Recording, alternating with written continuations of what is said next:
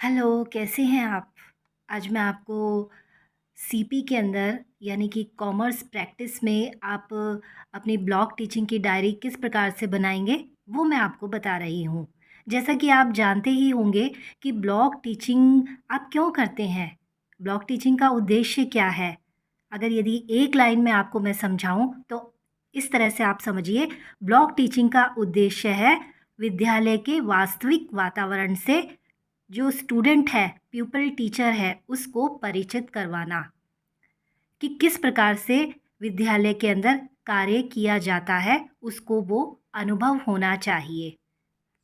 Diary का first जो पृष्ठ है, उस पर लिखा हुआ है संकेतिका, जिसमें ये कॉलम बने हुए हैं क्रमांक का, दिनांक का, कक्षा का, विषय का, प्रकरण शीर्षक का, पृष्ठ का और पर्यवेक्षक के हस्ताक्षर का।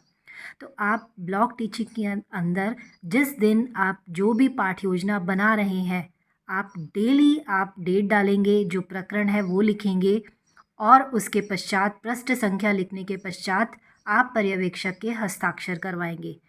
जैसे हमने आप देखिए कि हमने दिनांक लिखी हुई है 12, 13, 14, 15, 16, 18, 19 इस तरीके से आप ये दिनांक लिख लेंगे और हमने जो विषय है वो विषय हमने लिख दिया है और प्रकरण है सेवा, व्यावसायिक क्रियाएं, व्यावसायिक क्रियाओं का वर्गीकरण, व्यवसाय संगठन का स्वरूप, व्यवसाय के उद्देश्य, व्यावसायिक जोखिम, बैंक के कार्य, भारतीय बैंकिंग प्रणाली, व्यापार, पूंजी, बेरोजगारी, ई कॉमर्स, बीमा और भंडारण।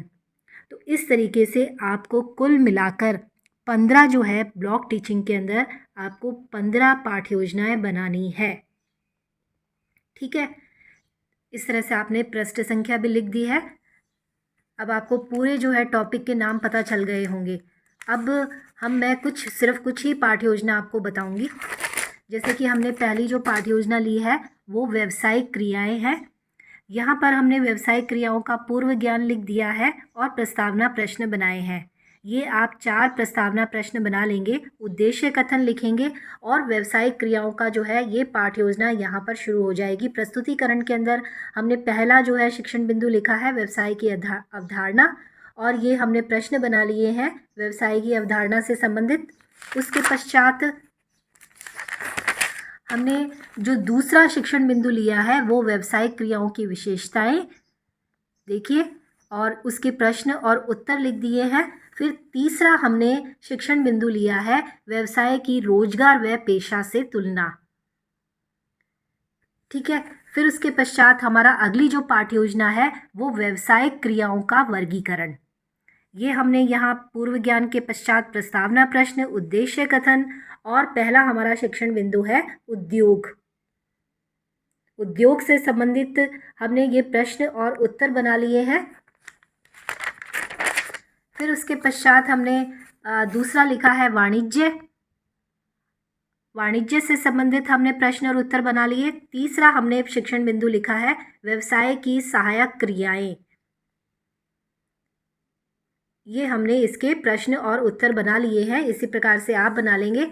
फिर है व्यवसाय संगठन का स्वरूप।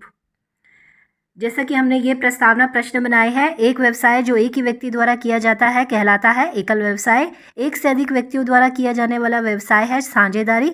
साझेदारी व एकल व्यवसाय किसके स्वरूप है? व्यवसायिक संगठन। व्यवसायिक संगठन के स्वरूप से आप क्या समझते हैं? समस्यात्मक प्रश्न है। उद्देश्य कथन हमने लिखा है और उसके पश्चात हमने लिखा है प्रस्तुतिकरण, व्यवसाय का अर्थ। देखिए ये प्रश्न बन गए हैं। फिर उसके पश्चात आप व्यवसाय संगठन का अर्थ, दूसरा हमारा जो शिक्षण बिंदु है वो हो गया और फिर उसके पश्चात हमने लिख दिया व्यवसायिक संगठन का स्वरूप। ये हमारा तीसरा बिंदु हो गया और उससे संबंधित ये प्रश्न और उत्तर हो गए। फिर हमने लिखा है व्यवसाय के उद्देश्य। हमारी जो अगली पाठ्य योजना है उससे संबंधित हमने ये प्रश्न बनाए हैं। प्रश्न बनाने के पश्चात हमने व्यवसाय के उद्देश्य ये लिख दिए यहाँ पर छात्राध्यापिका क्रिया के अंदर और उसके पश्चात हमने ये बनाए हैं व्यवसाय के सामान्य उद्देश्य और व्यवसाय के विशिष्ट उद्देश्य। ये हमारे ये इस तरीके से ये प्रश्न तीनों शिक्षण बिंदु के बन गए हैं। अगली जो हमारी पाठ्य योजना है वो है व्यावसायिक जोखिम। उससे संबंधित हमने पूर्व ज्ञान लिखा है, प्रस्तावना प्रश्न बनाए हैं और व्यावसायिक जोखिम का जो है पहला हमने शिक्षण बिंदु लिख लिया है। ठीक है, फिर हमने लिखा है व्यावसायिक जोखिम की प्रकृति और उसके पश्चात व्यावसायिक जोखिम के कारण। फिर आगे है हमारा बैंक। बैंक से संबंधित हमने ये प्रश्न और उत्तर बना लिए हैं। फिर बैंक का हमने कार्य लिख दिया, ये उसके प्रश्न और उत्तर बन गए हैं। फिर बैंक की विशेषताएं और बैंक के प्रकार, आप इस तरीके से देखकर ये प्रश्न और उत्तर बना सकते हैं। फिर इसके पश्चात अगली जो पाठ्य योजना है वो है बैंक के कार्य। ये हमने बैंक के कार्य ये यहाँ पर लिख दिए हैं। पहला शिक्षण बिंदु,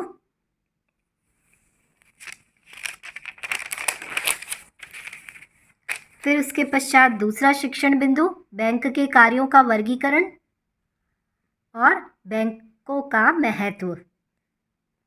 तो इसी प्रकार से आप सभी पाठ्य योजनाएं बना लेंगे।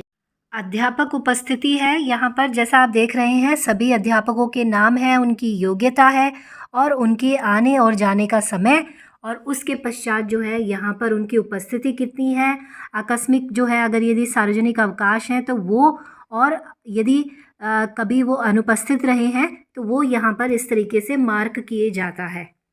ये देखिए, तो ये इस तरीके से आपको उपस्थिति अपनी जो है श्यामपट्ट जो आपकी ये ब्लॉक टीचिंग की डायरी है उसमें आपको इस तरीके से उपस्थिति लिखनी है। ठीक है, फिर उसके पश्चात विद्यार्थियों की उपस्थिति किस प्रकार से होती है, ये उपस्थिति यहाँ पर आप लिख लेंगे। विद्यार्थियों के नाम और उनका प्रेजेंट का अर्थ है कि वो उपस्थित हैं और ए का अर्थ है अनुपस्थित है। फिर उसके पश्चात अध्यापक अपनी डायरी किस प्रकार से लिखता है, जैसे कि हमारा पहला पाठ था सेवा का अर्थ और विशेषताएं, और यहाँ हमने गृह कार्य दे दिया सेवा के अर्थ और विशेषताएं। दूसरा हमारा पाठ था व्यवसाय की अवधारणा और पेशा और रोजगार, ये हमने गृह कार्य दिया। तो इस तरीके से आप कि कालांश क्या थे ये आप यहाँ पर लिख लेंगे। ये देखिए, आपको इस तरीके से अपनी डायरी जो है वो बनानी है। उसके पश्चात कैश बुक और किस तरह से मेंटेन की जाती है ये यहाँ पर आपको इस तरीके से ये लिख देना है। कार्यालय का सामान, स्टेशनरी का सामान, फिर उसके पश्चात लेज़र,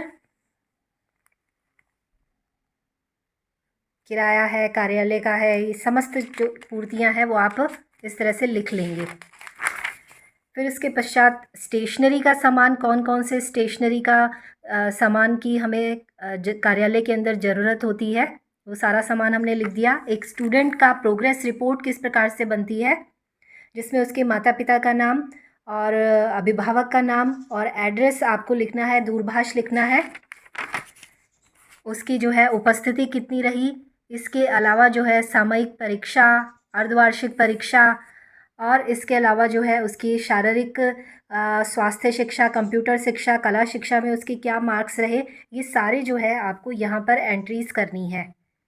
फिर उसके पश्चात एक स्टूडेंट्स अगर यदि जब एक स्कूल से दूसरे स्कूल में जाता है तो उसका ट्रांसफ़र किस प्रकार से जो है हम टीसी देते हैं, टीसी का फॉर्म किस प्रकार से बनता है, ये आपको बनाना आना चाहिए। फिर उसके पश्चात राजकीय सेवा के नियमों के अंतर्गत अवकाश किस तरह से लिया जाता है, उसका आवेदन का प्रारूप किस प्रकार से होता है, ये प्रारूप जो है इस तरह से आप भरेंगे। फिर उसके पश्चात यहाँ पर है प्रोविडेंट फंड की स्कीम,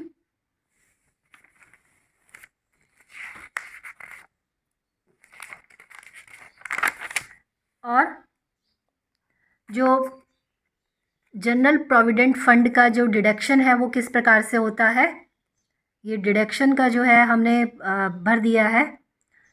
मंथली जो है वो किस प्रकार से है, और अवकाश अनुमति होने संबंधी प्रमाण पत्र, इस तरह से आप इसको भर लेंगे।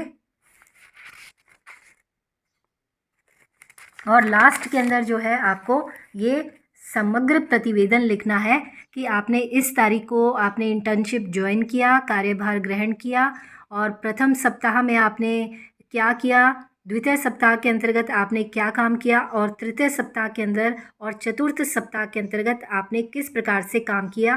प्रत्येक सप्ताह के अंदर जो काम आप कर रहे हैं उस काम का विवरण आपको यहाँ देना है। ठीक है, थैंक यू।